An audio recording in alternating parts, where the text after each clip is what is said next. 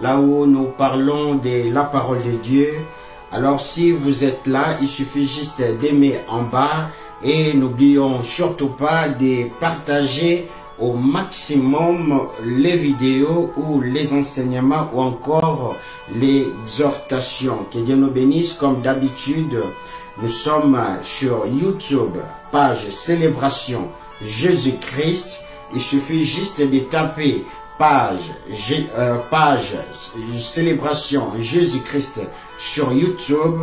Il y a beaucoup d'enseignements. Lorsque vous les suivez, vous serez édifiés. Et n'oubliez surtout pas de s'abonner et de répondre aussi, de partager au maximum tous les enseignements qui se trouvent déjà sur YouTube, afin que le peuple de Dieu soit édifié. N'oublions pas, nous sommes sur TikTok, nous sommes sur Instagram, nous sommes sur WhatsApp pour des vidéos le long de la semaine qui ne dépassent pas 3 minutes. Amen. Donc si vous êtes là encore à nouveau, laisse que mon Dieu puisse vous bénir. Laisse que ce Dieu-là dont nous servons puisse vous faire la grâce, puisse vous accorder sa grâce. Alors, si vous êtes participant ou participante dans cette émission, avant que je puisse m'introduire aujourd'hui dans le vif du sujet, j'aimerais nous faire une petite prière afin de nous précéder dans le monde spirituel, car nous devons savoir que tout ce que nous annonçons ici, c'est spirituel. Vu que tout ce que nous annonçons ici, c'est spirituel, doit être précédé au préalable de l'œuvre aussi spirituelle. Alors, j'aimerais quand même faire une prière afin de commencer le sujet d'aujourd'hui. Que Dieu nous bénisse. Père éternel, je bénis ton Saint-Nom, je rends ton Saint-Nom gloire. Béni soit ton Saint-Nom, toi qui ne dors pas. Je laisse toute personne qui va regarder cette émission entre ta sainte main. Laisse que la puissance du Très-Haut, dans les noms puissants de Jésus-Christ dont je suis le serviteur, puisse croiser, puisse toucher toute personne qui va regarder cette émission. Que des gens ou des personnes qui avaient des voiles dans leur visage, que le voile puisse tomber, afin que ces gens-là puissent manifester ta gloire et que ces gens-là puissent te croiser, Seigneur Jésus-Christ. Laisse que, Père, dans les noms puissants de Jésus-Christ, que tu puisses susciter ces réveils des temps de la fin par ta génération que tu as préparée dans les noms puissants de Jésus-Christ dont je suis le serviteur. Amen. Amen, amen, que Dieu nous bénisse. C'est bien votre frère humble, Shirley Loutete de Souza. Aujourd'hui, on va parler d'un thème, la puissance ou soit la force d'un destin. Que Dieu nous bénisse.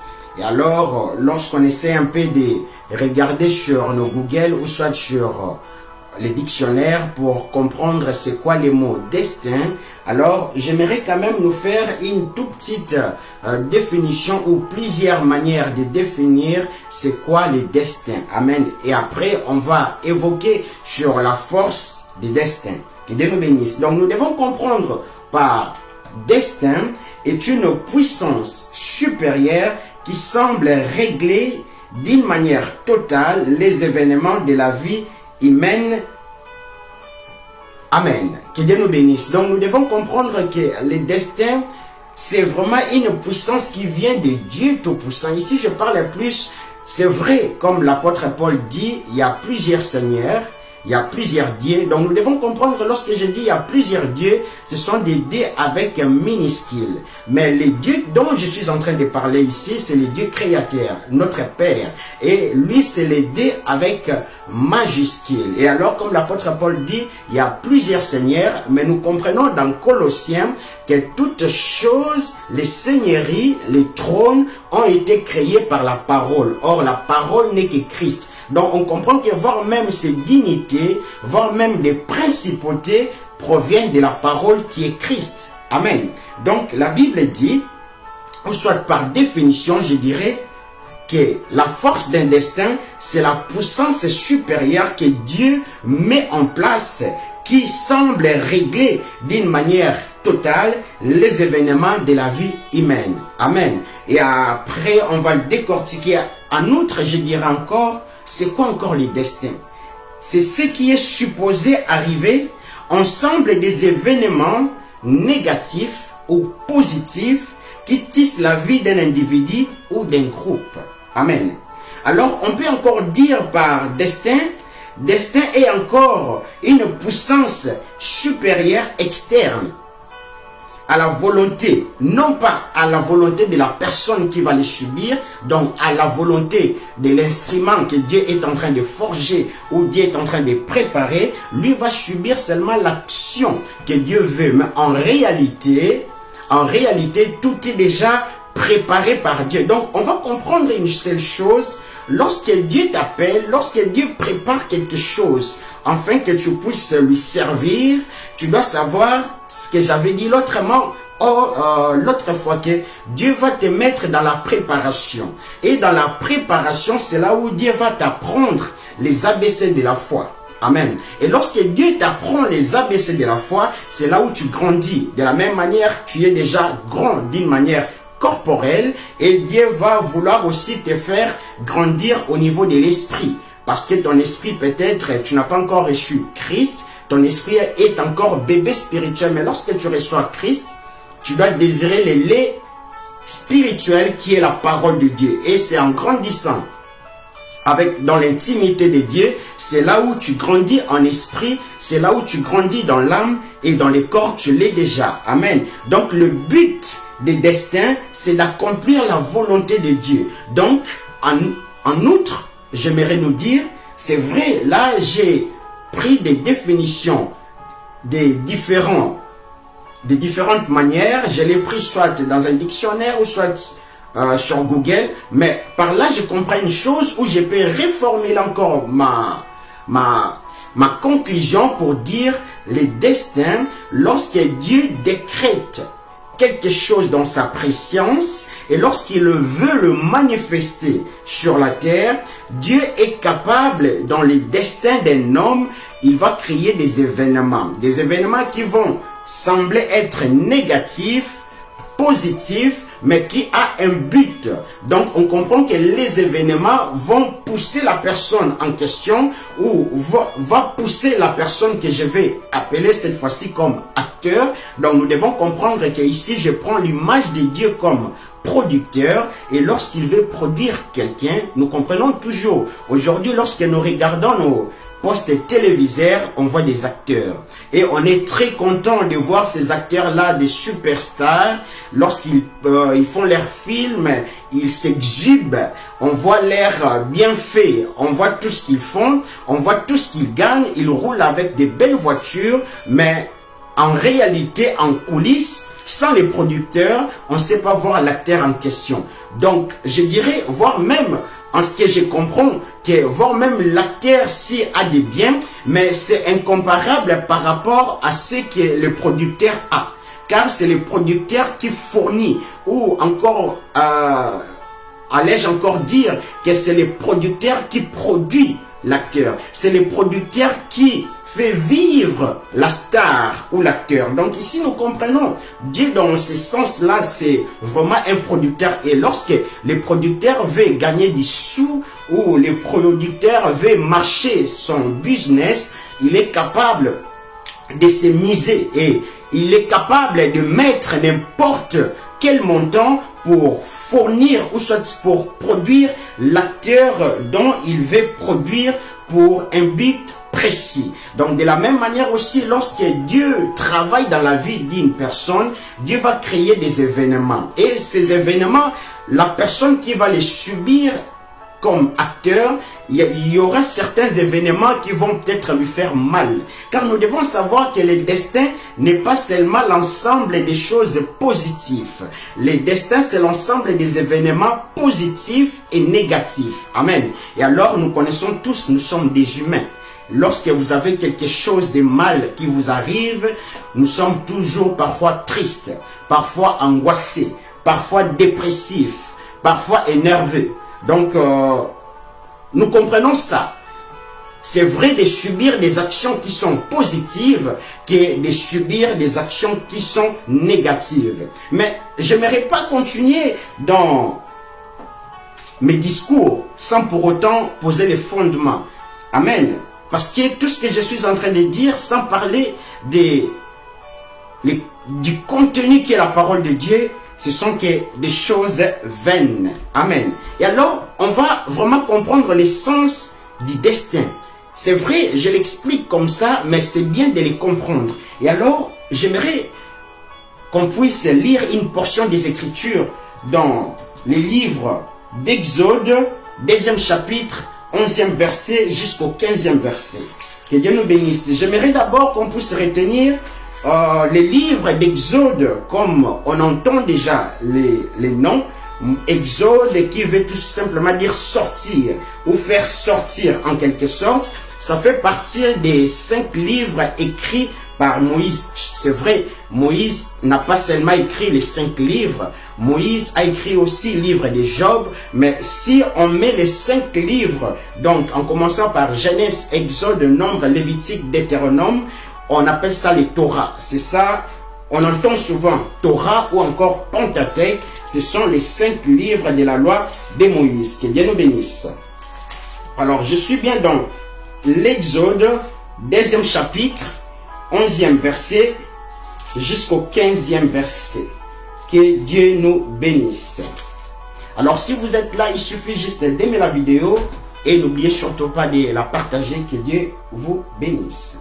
Alors je suis bien dans les temps passant, les temps passa lorsque Moïse fut devenu adulte. Il alla rendre visite à ses frères des races et fut témoin des corvées qu'on leur imposait. Il vit un Égyptien qui rouait des coups l'un de ses frères hébreux. Après avoir regardé des côtés et d'autres pour voir s'il n'y avait personne, il frappa l'Égyptien à mort et enfuit dans les sables. Le lendemain, il revint et aperçut des Hébreux qui se battaient. Alors il se dit à celui qui avait tort: pourquoi frappes-tu ton compagnon ou ton frère? Mais celui-ci répliqua: qui t'a établi chef et juge sur nous? Veux-tu aussi nous tuer? Veux-tu aussi me tuer comme tu as tué l'Égyptien? Alors Moïse prit peur, il comprit que l'affaire était ébruitée. Effectivement, le Pharaon apprit ce qui s'était passé et chercha à faire mourir Moïse. Mais celui-ci prit la fuite, il se rendit au pays de Madian et s'assit près d'un puits. Avant que je puisse d'abord nous parler de ce que je viens de lire, j'aimerais d'abord nous faire quelques remarques. Nous devons savoir que Moïse, c'est pas ce qu'on nous montre aujourd'hui. Vous savez, il y a des chrétiens qui regardent d'abord la télé. Lorsqu'il voit le film de Moïse, pour lui, il connaît que Moïse était blanc. Non, Moïse n'était pas blanc. Parce que déjà, nous devons savoir qu'en Égypte, en ces temps-là, le pharaon était noir. Donc, si Moïse était dans la maison pharaonique ou dans la maison des pharaons, et ils n'ont pas su que celui-là était un hébreu, donc on comprend tout simplement que Moïse était aussi de la race noire. Que Dieu nous bénisse. Amen. Que Dieu nous bénisse. Et alors, lorsque Moïse a fui aussi l'Égypte, lorsqu'il est parti chez son beau-père, et lorsqu'il est assis sur le puits, il y a les enfants des prêtres Jéthro, qui était le beau-père de Moïse, ont dit: on a vu un Égyptien qui était celui qui nous a sauvés lorsque Moïse a fui maintenant l'Égypte. Donc nous comprenons aussi que Moïse, lorsqu'on les confond avec les Égyptiens n'étaient pas des blancs, les Égyptiens étaient des noirs. Que Dieu nous bénisse. Ça, c'était juste un petit remarque. Alors je continue ce que je disais. Ici, on comprend une chose. Je parlais du destin. Nous devons comprendre une chose, que Moïse, je dis toujours, si aujourd'hui on prend un prophète de ces temps-ci, on les ramène dans l'Ancien Testament, il voit la vie de Moïse. Lorsqu'on prend un prophète d'aujourd'hui, on les ramène dans l'Ancien Testament, il voit la vie de Moïse. Les prophètes d'aujourd'hui allaient peut-être, ou sur 100% des prophètes, si on prend les 100 prophètes d'aujourd'hui, on les ramène dans l'Ancien Testament pour donner un commentaire dans la vie de Moïse, la plupart des prophètes diront que cet homme finira par remplacer Pharaon. Car nous devons savoir que Moïse était l'un des princes qui était aussi préparé pour remplacer Pharaon. Nous devons savoir que quelque part dans les Écritures, il est écrit que Moïse était enseigné par la sagesse des Égyptiens. Or, nous comprenons la sagesse des Égyptiens. En Égypte, on adorait les dieux soleil. Amen. Or, on dit aussi que, quelque part dans les Écritures, que Moïse était fort en parole et en puissance. Lorsqu'il disait quelque chose, ça s'accomplissait. Amen. Donc, lorsqu'on prend un prophète d'aujourd'hui, on les ramène dans l'Ancien Testament. Il regarde la vie de Moïse, il va se dire que cet homme, il va remplacer Pharaon, car il lui restait seulement la place de remplacer Pharaon. Mais Dieu est tellement grand, vous savez, lorsque Dieu veut faire quelque chose, il le fait. Vous savez, lorsque Moïse, nous comprenons, l'histoire se trouve à la fin du Genèse et au début de l'Exode, lorsque la naissance de Moïse.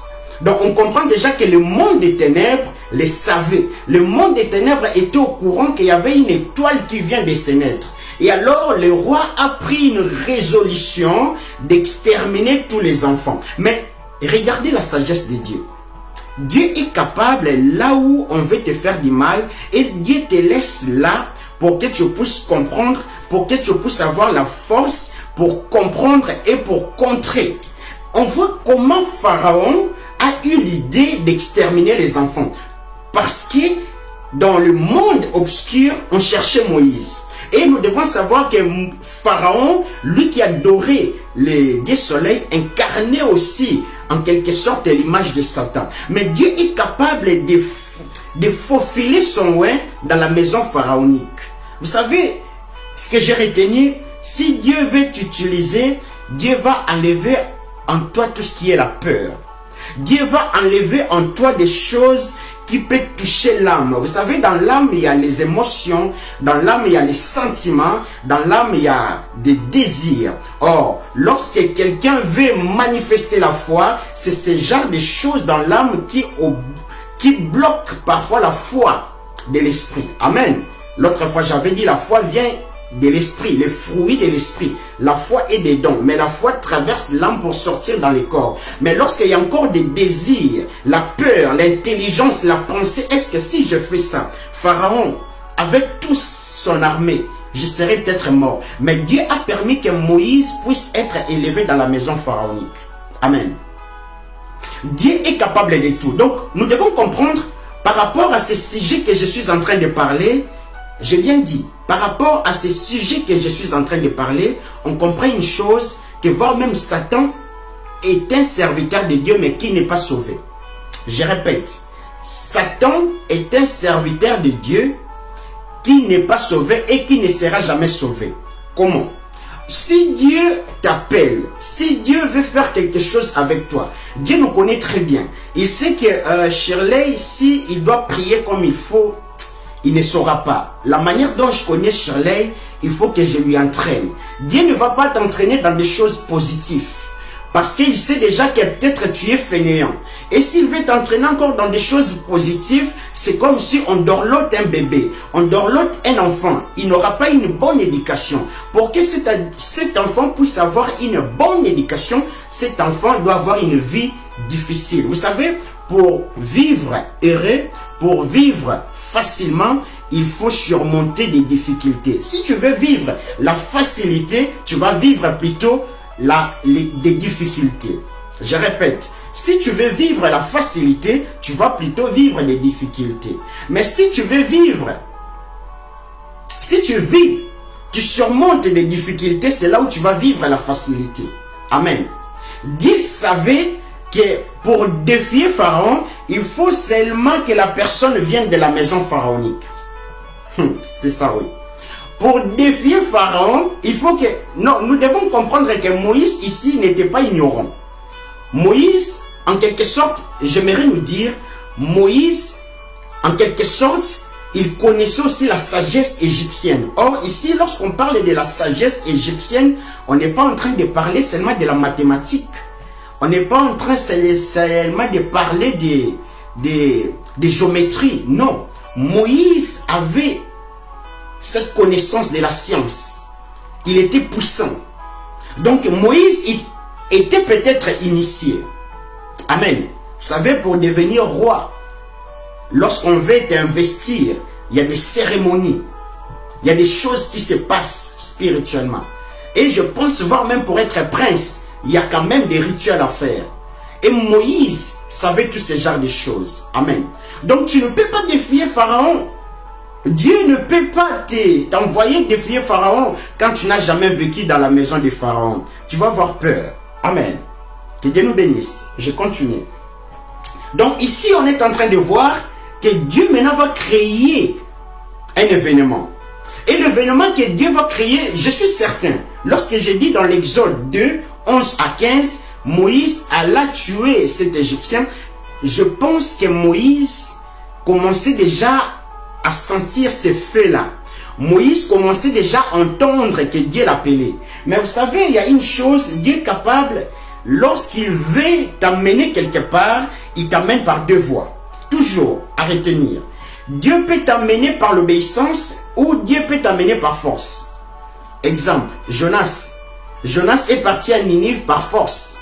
Donc, si tu ne veux pas partir par l'obéissance, Dieu va créer maintenant des événements négatifs qui vont te faire sortir aussi, mais d'une autre manière. Ici, je pense que si Moïse avait pris une résolution déjà de quitter la maison pharaonique, Moïse allait le faire aussi. Mais parce que Moïse peut-être avait compris, mais il était peut-être long, ou soit il n'avait pas encore rempli certaines puzzles. Et Dieu maintenant s'impose. Donc nous devons comprendre que dans le destin, à un moment donné, Dieu s'impose. Lorsque Dieu s'impose, la personne qui incarne le rôle qu'il doit jouer subit l'action. Non seulement la personne, voire même les personnes qui sont tout autour de la personne. Je m'explique. Ici, je ne sais pas cet Égyptien, qu'est-ce qu'il a fait pour mériter la mort? Parce que tout simplement, il maltraitait les frères de Moïse. Parce qu'il maltraitait les Hébreux. Le fait qu'il maltraitait les Hébreux, c'est lui qui a subi les sorts. Mais en quelque sorte, je peux dire, le fautif c'est Moïse. Parce que Moïse, s'il avait compris que Dieu l'appelait de sortir, il avait déjà cette capacité-là d'aller. Or, la Bible dit, j'aimerais encore lire dans Hébreux 11, 24, pour plus de compréhension. Hébreux 11, 24, que Dieu nous bénisse. Si vous êtes là, il suffit juste d'aimer en bas à gauche. Et n'oubliez surtout pas de partager au max. Que Dieu nous bénisse. Nous sommes aux Hébreux, aux Épîtres, aux Hébreux, 11e chapitre, 24e verset. La Bible dit, je lis la parole du Seigneur. Par la foi, Moïse devenu adulte a refusé d'être reconnu comme le fils de la fille du Pharaon. Donc cela veut dire, Moïse savait déjà, il commençait déjà à refuser en lui. Pas par rapport aux pensées de Moïse. Ce n'est pas les pensées de Moïse qui faisaient qu'il puisse commencer à refuser cela. Non. Dieu met en nous ces témoignages internes à chaque fois où il t'appelle, que tu as entendu la voix ou tu as entendu une prédication quelconque ou pas. Lorsque Dieu t'appelait, Dieu a la capacité de t'appeler dans ta chambre. Dieu a la capacité de t'appeler dans ta toilette, dans les salles de bain, sans prédication. Lui-même t'appelle. Amen. Et lorsque Dieu t'appelle, l'homme, ici j'aimerais d'abord parler du Créateur. Parce que lorsque Dieu t'appelle, il n'est pas encore ton père. Il est tout simplement ton créateur. Et toi aussi, tu n'es pas encore son enfant, tu es encore sa créature. Donc nous devons comprendre que lorsque le créateur appelle sa créature, c'est ce qui se passe. Tu vas l'entendre et tu vas commencer à le comprendre qu'il y a une puissance supérieure. C'est lui qui a créé tout. C'est lui qui a créé les hommes. Il me veut, il m'appelle pour un but précis, pour un projet précis, pour une mission précise. Que Dieu nous bénisse. Mais ici, lorsque la personne ne le comprend pas, Dieu est capable de changer maintenant, de créer des événements négatifs, néfastes, qui les autres ou soit ton entourage peut les subir. Je me demande, les gens qui étaient avec Jonas dans les bateaux, qu'est-ce qu'ils ont fait de mal? C'est vrai. Là, je dois avouer que les gens qui étaient avec Jonas, lorsque vous lisez au Jonas 2, on les voit que ces gens-là étaient des idolâtres. C'est vrai, ils étaient des idolâtres. C'est vrai, ils étaient des idolâtres. Mais qu'est-ce qu'ils ont fait encore du mal pour jeter leurs biens? Parce qu'ils sont montés les mêmes bateaux avec Jonas. Amen. Et ils ont subi. Je continue. Que Dieu nous bénisse. Donc on comprend que les destins, nous sommes que des acteurs. Et lorsque le producteur veut te produire, il a la capacité de tout. Il a la capacité de te payer, il a la capacité de te faire des entraînements. Vous savez, imaginons que vous devez tourner un film de kung-fu ou de karaté ou de judo. Donc, vous devez être toujours en forme, vous devez avoir toujours, vous devez toujours faire des exercices. Et c'est la même chose aussi avec Dieu. Lorsque Dieu t'appelle, Dieu va vouloir d'abord te préparer. Mais tu dois le comprendre. Dieu a plusieurs langages pour te faire comprendre. Voire même les silences de Dieu a la capacité de te parler. Lorsque Dieu te parle, Dieu n'a pas seulement besoin de te parler par le Saint-Esprit. Non. Dieu n'a pas seulement la capacité de te parler par l'écoute de l'Esprit. Lorsque Dieu veut te parler, il peut voir même te parler dans ta conscience. Amen. Je continue. Prenons l'histoire de Job. Nous connaissons tous cette personne, Job, ou d'autres auteurs disent le livre de Job a été écrit par Moïse. Or, nous connaissons cette histoire lorsque vous lisez Job 1. On voit tout ce que Job avait comme bien matériel. On voit comment Job craignait Dieu. Mais la Bible dit, j'aimerais nous le lire. Nous sommes dans Job 1, 6 à 12. Que Dieu nous bénisse. Job 1, 6 à 12. Job 1, 6 à 12.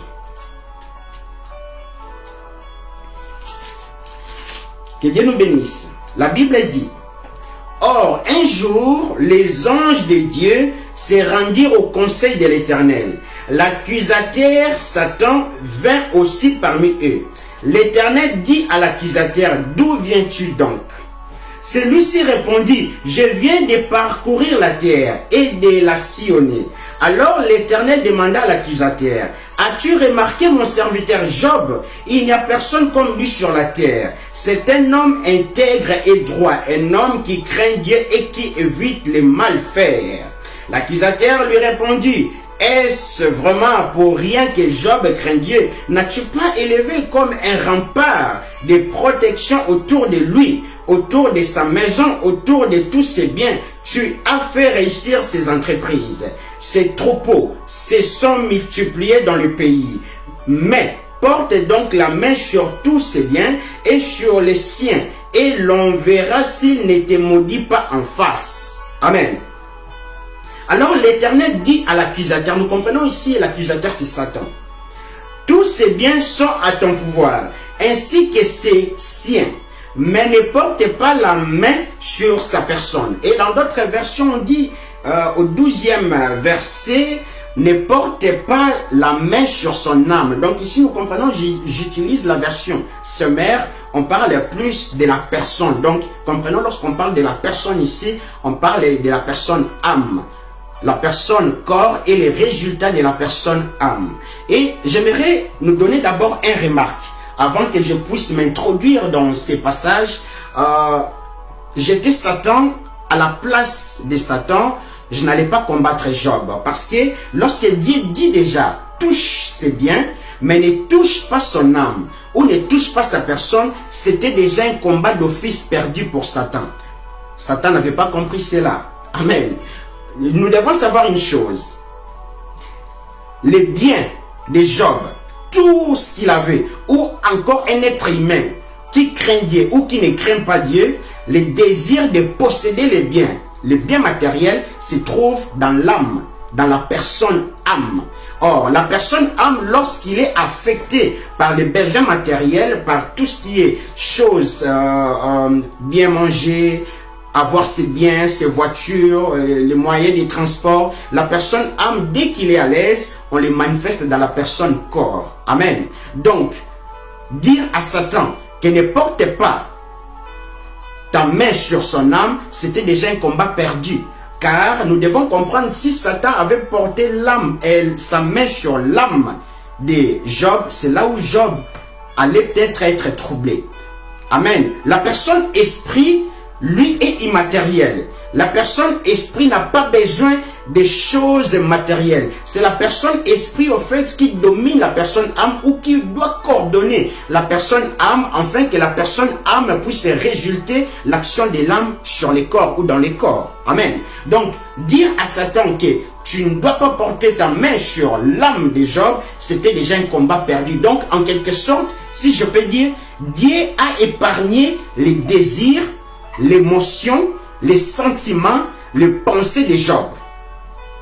Or, nous comprenons que la personne âme est composée de ces facultés-là, la volonté, les sentiments, les désirs, l'intellect et la pensée, les émotions. Or, lorsque la personne âme qui est fragile, ce n'est pas la personne corps, car la personne corps subit que l'action de la personne âme. Et lorsque la personne âme est protégée, c'est déjà un combat d'office perdu pour Satan. Alors, je m'introduis dans ces passages. La Bible dit, j'aimerais d'abord nous faire comprendre que dans ces versets où je m'introduis maintenant, que Job était bien. Job vivait une vie à l'aise. Mais Job ne savait pas qu'en dehors de lui ou extérieur de lui, il y avait deux entités, si je peux dire en quelque sorte, qui parlaient à propos de lui. Je dirais voire même pas des entités. Il y avait Dieu créateur, lui qui a créé toutes choses par sa parole qui est Christ, et parlait avec l'accusateur qui est Satan. Amen. Et Job était innocent. Des choses que Job n'a même pas pensé. Et on a vu que Dieu a autorisé à Satan de frapper la vie de Job. Mais qu'est-ce qu'on peut retenir de la vie de Job par les destins? Vous savez, Job avait les biens. Nous devons savoir que la maladie de Job a duré que des mois. La maladie de Job, d'autres historiens ou d'autres théologiens disent que Job, sa maladie a varié à partir des 11e mois jusqu'au peut-être 15 mois. Donc même pas dépassé 2 ans. Alors nous devons savoir aussi que lorsque Job a commencé à voir, avant qu'il soit attaqué, Job était déjà âgé. Job n'avait pas 10 ans. Job avait déjà des filles et des garçons. Job avait des serviteurs. Donc, l'âge de Job, approximativement, c'est entre 50 ans et 70 ans. Et il avait des filles qui étaient déjà vieilles, et pas vieilles dans le sens de vieux, mais qui étaient adultes. Amen. Et il avait aussi des garçons qui étaient déjà matures. Amen. Donc, Job était aux alentours des 50 et 70 ans. Sa maladie l'a pris encore plus ou moins 1 an. Et on voit dans le premier chapitre le bien de Job. Dans le deuxième chapitre du livre de Job, c'est là où Job a commencé à être frappé. À la fin du premier chapitre jusqu'au deuxième chapitre. Et on voit l'intervention des 3 amis de Job à partir de Job 3. Lorsque vous lisez les livres entiers, vous allez les comprendre. À partir de Job 3, on voit les 3 amis de Job qui viennent maintenant pour commencer à expliquer à Job que tu as tort, c'est parce que tu as péché. Vous savez, les amis de Job ne savaient pas que le destin de Dieu, Dieu avait décrété que ça se passe comme ça. Amen. Et nous voyons rapidement au 40e verset, lorsque Dieu a décidé de parler. Nous devons comprendre que Dieu n'a pas commencé à parler au 40e chapitre. Dieu a commencé à parler au 37e chapitre par Elihu. Parce que lorsqu'on essaie un peu d'examiner le livre de Job, vous allez remarquer les paroles d'Elihu et les paroles de Dieu n'ont même pas une différence. Donc c'est vraiment quelqu'un qui est saisi par l'esprit. Vous savez, dans les temps d'Élie, de la manière dont Élie exprimait la puissance de Dieu, mais Elihu a exprimé la puissance de Dieu par la parole. Amen. Donc on voit aucune différence du 37e chapitre où Elihu prend la parole à partir du 31e chapitre. Et Elihu commence à exprimer la parole de Dieu. Et lorsque Dieu maintenant décide de parler au 40e chapitre, Dieu parle. Et c'est là où Job revient à lui-même. Au 42e chapitre, la Bible dit, Dieu maintenant bénit la vie de Job. Et ce qui est étonnant dans ça, Job a eu les doubles de tout ce qu'il avait. Lorsque vous lisez l'histoire, vous verrez au premier chapitre, les biens de Job. Lorsque vous regardez au 42e chapitre, vous allez remarquer que Job a eu les doubles de ce qu'il possédait. Et voire même, je peux encore dire, Job a eu voire même les doubles de son âge. Parce que Job était aux alentours, souvenons-nous, des 70 ans, 50 à 70 ans, plus sa maladie qui a duré que des mois. Mais lorsque Dieu l'a béni, il a encore vécu 140 ans. Que Dieu nous bénisse. Donc on comprend une chose, et j'essaie un peu de chercher. Lorsque Dieu a béni la vie de Job, Dieu ne s'est plus présenté devant Job pour lui dire, tu vois, toutes les épreuves que tu passais, c'était pour ça, pour ça, pour ça. Donc cela veut dire, Dieu n'a jamais de compte à rendre à un homme. Amen. Dieu fait ce qu'il veut. Et lorsqu'il décide de faire quelque chose dans ta vie, il le fait, indépendamment de toi. Dieu est capable. Ton destin peut te créer des problèmes. Qu'est-ce que Joseph avait fait? Qu'est-ce que Joseph avait fait? Lui qui était l'avant-dernier. Qu'est-ce qu'il avait fait pour mériter enfin que ses frères puissent le vendre? Amen. Nous comprenons dans d'autres sens, c'est aussi des métaphores qui parlent au fait du Christ. Que Dieu nous bénisse. Donc nous comprenons que le destin a une capacité, des choses peuvent te venir, des choses peuvent te surprendre, des maladies, des blocages, tu cherches l'ennemi. Dans ce genre de choses, il n'y a parfois pas Satan, il y a Dieu lui-même qui est dans cette chose-là. Et lorsque Dieu veut créer ce genre de choses, lorsqu'il y a les destins qui t'appellent, lorsqu'il y a les destins qui t'appellent, tu dois savoir une chose, mon frère, ma soeur, tu dois savoir une chose. Tu auras toujours tendance que c'est Satan qui te combat. Mais lorsque tu les regardes, et souvent ce sont des combats, tu les chasses au nom de Jésus-Christ, ça part pas. Tu te demandes, c'est mon Jésus-Christ qui est faible ou comment? Non, c'est pas ton Jésus-Christ qui est faible. Ton problème est que tu veux chasser Dieu par Jésus-Christ. Donc tu veux chasser la même personne par la même personne. Je répète. Ton problème est que tu veux chasser Dieu par Jésus-Christ. Or, tu es en train de chasser la même personne par la même personne. Donc, nous devons voir les discernements, de comprendre lorsque Dieu nous appelle, lorsque les destins de Dieu s'imposent. Amen. Lorsque les destins de Dieu s'imposent, ça ne sera pas toujours positif. Ça peut être aussi négatif. Et lorsqu'on n'a pas les discernements, et souvent, lorsque les négatives se produisent devant nous, on a la tendance d'accuser Satan. Mais on oublie une chose, que Dieu est capable d'utiliser aussi Satan. Nous devons savoir que Satan est entré dans la vie de Judas pour vendre Christ, pour mettre fin à sa vie, pour mettre fin à sa carrière. Mais c'est que Satan ignorait que Dieu l'avait préparé pour qu'il puisse instiguer ou pour qu'il puisse conduire les pensées de Judas à aller vendre Christ pour glorifier son fils Christ. Donc nous comprenons qu'au-dessus de tout, lorsque Dieu crée les destins dans la vie d'un homme, c'est lui qui est l'auteur et il est au-dessus de tout. Jean 3,16. Nous comprenons tous ces versets. Nous tous, nous aimons ces versets. Même les gens qui ne partent pas dans l'église, ils aiment Jean 3,16. Car Dieu a tant aimé le monde qu'il a donné son fils unique, afin que quiconque croit en lui ne périsse point, mais qu'il ait la vie éternelle. J'aimerais d'abord nous dire une chose. Vous savez, que Dieu nous bénisse, voire même Dieu a souffert.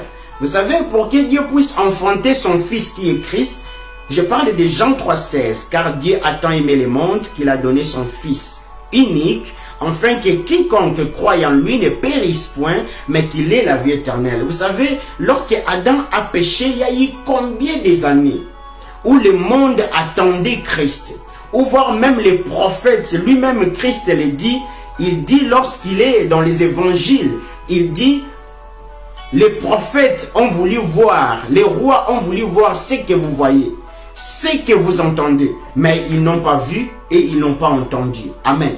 Comment le monde attendait Christ?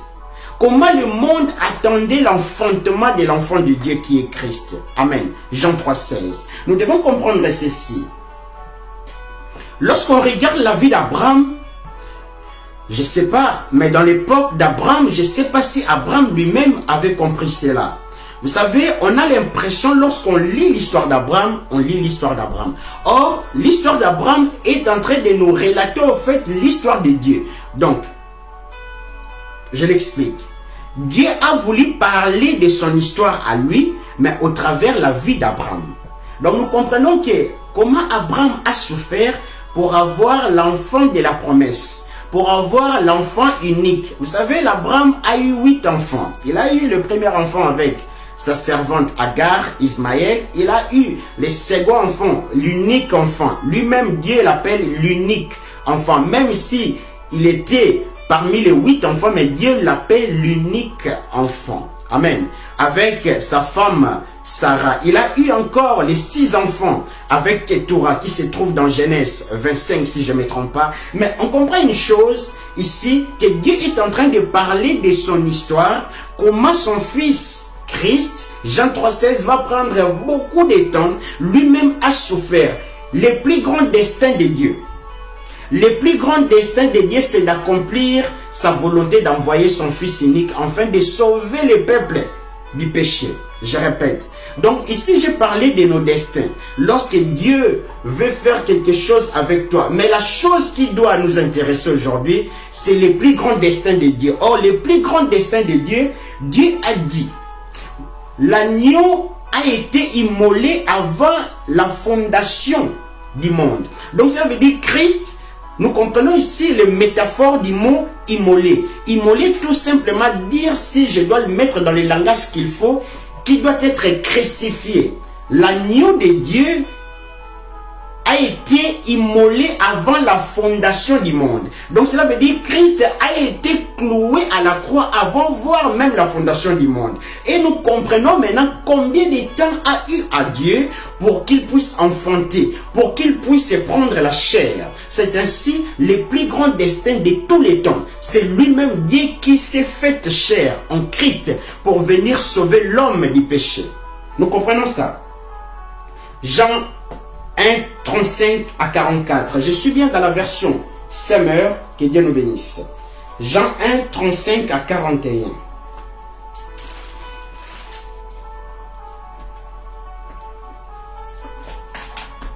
Le lendemain, Jean, ici je parle de Jean-Baptiste. Le lendemain, Jean-Baptiste était de nouveau là, avec 2 de ses disciples. Il vit Jésus qu'il passait et il dit, voici l'agneau de Dieu. Voici l'agneau de Dieu. Les 2 disciples entendirent les paroles de Jean-Baptiste. Nous devons savoir déjà que dans Luc 1, l'ange donne le témoignage de Jean-Baptiste qu'il sera rempli de l'Esprit. Et c'est une personne qui sera grand. Pas d'abord devant les hommes, mais il sera grand devant Dieu. Amen. Maintenant, nous continuons. Les 2 disciples, donc de Jean-Baptiste, entendirent les paroles de Jean-Baptiste et se mirent à suivre Jésus. Donc ici, nous comprenons que les disciples qui étaient avec Jean-Baptiste, on n'a pas encore cité leur nom, qui est avec Jean-Baptiste, ils ont entendu les témoignages que Jean-Baptiste parlait de Jésus-Christ.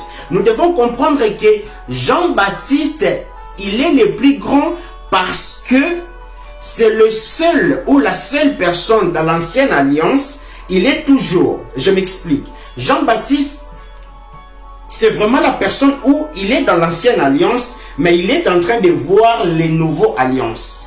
La nouvelle alliance plutôt. Jean-Baptiste est dans l'Ancien Testament, il est en train de voir les Nouveaux Testaments.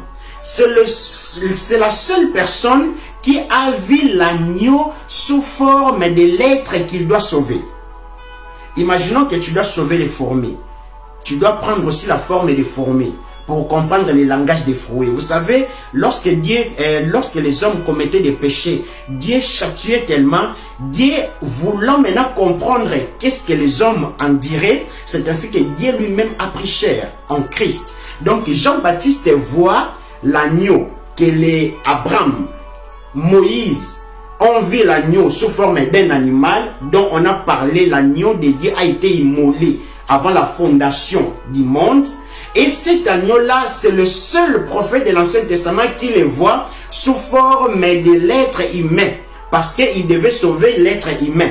Il ne devait pas sauver des arbres. C'est ainsi que l'agneau de Dieu ne pouvait pas prendre la forme des arbres. Il devait prendre la forme de l'humain qui doit sauver. C'est ainsi Jean-Baptiste, au lieu de dire à l'agneau comme animal, mais il est en train d'appeler l'agneau comme un humain, mais tout en restant l'agneau. Voici l'agneau de Dieu qui ôte les péchés du monde. Et lorsque le deux de ses disciples entendirent cela, nous continuons. Ils se mirent à suivre Jésus. Celui-ci se retourna, vit qu'ils suivaient et leur demandant, que désirez-vous? Jésus. Rabbi, c'est-à-dire maître, lui dirent-ils ou habitués. Venez leur répondirent-ils. Et vous le verrez et l'accompagnèrent. Donc, et virent et il habitait, et virent où il habitait. Ils étaient environ 4 heures de l'après-midi. Ils passèrent les restes de la journée avec lui. Maintenant, écoutons ici, attentivement. André. Donc, parmi les deux des disciples de Jean-Baptiste, l'un, on appelle André, le frère de Simon-Pierre, était l'un de ces deux hommes qui, sur la déclaration de Jean-Baptiste, étaient mis à suivre Jésus. Maintenant, qu'est-ce que l'André a fait?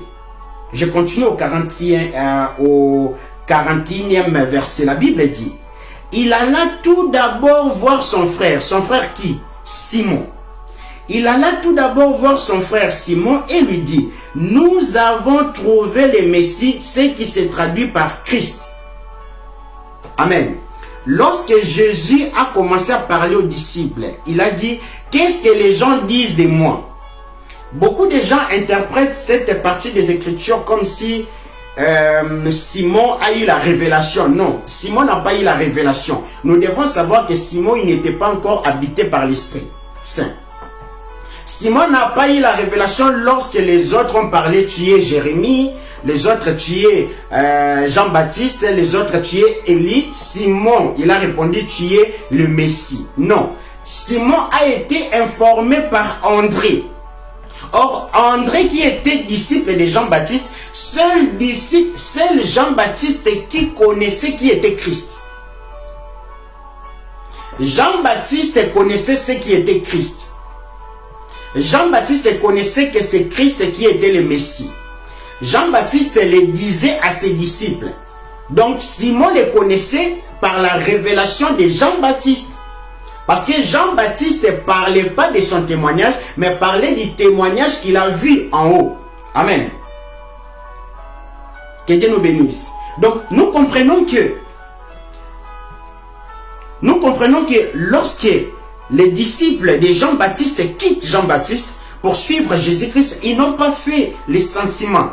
Mon frère, dans le destin, que tu veuilles ou pas, Dieu enlève tout ce qui est émotion. Dieu enlève tout ce qui est sentiment. Dans les choses de Dieu, les sentiments, les émotions, ça ne marche pas avec la volonté de Dieu. Déjà, lorsqu'on parle de la volonté de Dieu, c'est la volonté de la personne est déjà exclue. Amen. Dieu ne peut pas mélanger sa volonté avec la volonté de l'homme. Ça ne va pas se faire.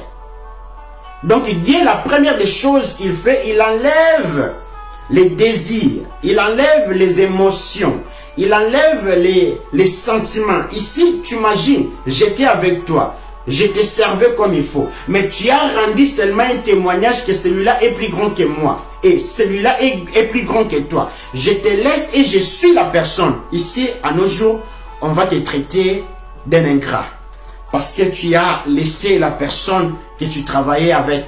Non, dans les choses de Dieu, il n'y a pas les sentiments. Les apôtres l'ont fait, les destins les appelaient. André, Simon étaient avec Jean-Baptiste, mais ils ont préféré de quitter directement Jean-Baptiste pour aller joindre Christ. Amen. Donc on comprend que le destin enlève beaucoup de choses dans la vie d'un homme. Que Dieu nous bénisse. Et pour terminer, je dirais ceci. On peut avoir plusieurs destins. Le destin peut sembler négatif, positif, mais a toujours un but d'accomplir la volonté de Dieu. Et nous devons savoir le plus grand destin qui anéantit ou soit qui prime au-dessus de tous les destins, c'est le destin que Dieu a envoyé son Fils unique. Dieu l'avait déjà prédit. par les prophètes, par les anges. Dieu l'avait prédit. Mais Dieu l'a quand même accompli. Parce que c'est le plus grand destin où Dieu lui-même s'est fait chair. La parole s'est faite chair. Sans avoir un homme. Marie enfante. Marie enfante un enfant. Pas avec Joseph. Mais par la puissance de l'esprit. Amen. Donc nous comprenons que le destin de Dieu a la capacité de créer des choses inexplicables. Je m'explique. Le destin de Dieu a la capacité de créer des choses inexplicables. Des choses qui dépassent l'intelligence de l'homme. Des choses qui dépassent la sagesse de l'homme. Imaginons à ces temps-là, l'an 0, où on n'a pas l'internet comme aujourd'hui, où on n'a pas la technologie comme aujourd'hui. Et on se dit, où aujourd'hui on essaye, voire même les femmes maintenant peuvent être enceintes pas passer par un acte sexuel, mais les femmes peuvent aussi être enceintes. On prend seulement la sémence de l'homme, on l'injecte dans son corps. Nous comprenons ça. Mais en ces temps-là, il n'y a pas eu cette technologie. Le destin de Dieu peut créer des choses. Dieu lui-même est venu, la puissance du Saint-Esprit te couvrira. Marie, et tu seras enceinte. Amen. Donc nous comprenons que Dieu est capable de tout. Et lorsque Dieu veut réaliser quelque chose, il est capable, voire même d'utiliser Satan pour te donner un bon entraînement. En gros, ou en quelque sorte, si Dieu veut te donner un bon entraînement, il ne va pas utiliser un ange. Il va utiliser Satan pour te donner un bon entraînement. Vous savez, j'aimerais nous terminer cette exhortation par cette réflexion. Imaginons, vous savez ce que Dieu fait lorsque Dieu veut te donner un entraînement. Il nous connaît tellement très bien, il te porte le gilet, il te met au fait le gilet de protection. Vous savez, celui qui a le gilet de protection ou la cuirasse de la justice, une fois on te met devant l'adversaire, l'adversaire te tabasse à mort, tu es KO, après quelques heures, tu te réveilles, tu te regardes, tu es blessé, mais tu n'es pas mort. Première fois, deuxième fois, troisième fois. Au bout de 10e fois, tu vois que tu n'es pas toujours mort, tu vas essayer quand même de commencer à rétorquer quelques coups. Et c'est là où Dieu commence à te forger. Et par après, tu vas comprendre que tu ne seras pas mort au fait. C'est ton entraînement, c'est toi qui dois en profiter. Que Dieu nous bénisse. Jésus-Christ est Dieu. Et si Jésus-Christ ne revient pas, à nous revoir encore à demain. Que Jésus-Christ nous bénisse. Nous sommes sur WhatsApp. Nous sommes sur TikTok. Nous sommes sur Instagram avec des vidéos qui ne dépassent pas 3 minutes le long de la semaine. Compte Shirley Lutete de Souza. Et nous sommes sur Facebook, comme vous me voyez en direct. Nous sommes sur YouTube, page Célébration Jésus-Christ. Il y a beaucoup des enseignements dedans. Il suffit juste de vous rendre, de suivre les enseignements et je pense que vous serez bénis. Et n'oubliez surtout pas de s'abonner parce que dans les prochains jours, on sera plus beaucoup sur Facebook, mais on va plus être sur YouTube. Laisse que le Dieu que je sers puisse vous bénir. Alors j'aimerais laisser ces temps-ci cette semence que je viens de jeter sur cette terre qui doit produire ses fruits, que lui qui est la parole, lui qui est l'eau, qu'il puisse nous donner la pluie qu'il faut, afin que lui qui a la capacité de faire pousser les fruits des arbres, afin que les arbres, les fruits puissent être poussés dans le nom puissant de Jésus-Christ. Je peux prier. Père, je bénis ton Saint-Nom. Je rends ton Saint-Nom gloire. Merci pour tes bienfaits. Je laisse toute personne qui a participé dans cette émission, toutes participantes, tout participant, laisse que ta gloire puisse nous inonder. Montre-nous ta seule voie, ô Père. dans le nom puissant de Jésus-Christ. Nous arrêtons tout ce qui est de la désorientation, Père éternel. Nous arrêtons tout ce qui est de distraction dans le nom puissant du Seigneur Jésus-Christ.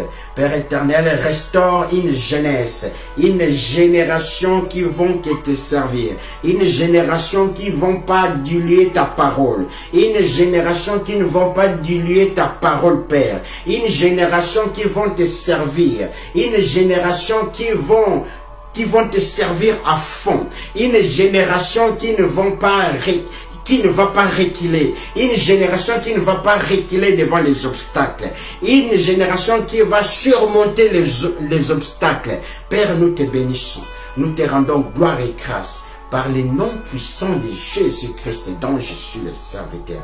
Père, laisse que toute personne qui était malade, qu'il puisse recevoir sa guérison maintenant dans le nom puissant de Jésus-Christ qui revient bientôt, car c'est à toi, Père, qu'appartiennent le règne, la puissance et la gloire pour les siècles des siècles. Amen. Amen, amen. Que Dieu nous bénisse. C'était votre humble frère, Shirley Loutete de Souza. Si Jésus-Christ, dont je sers, il ne revient pas, à nous revoir demain à 19h. Que Dieu nous bénisse.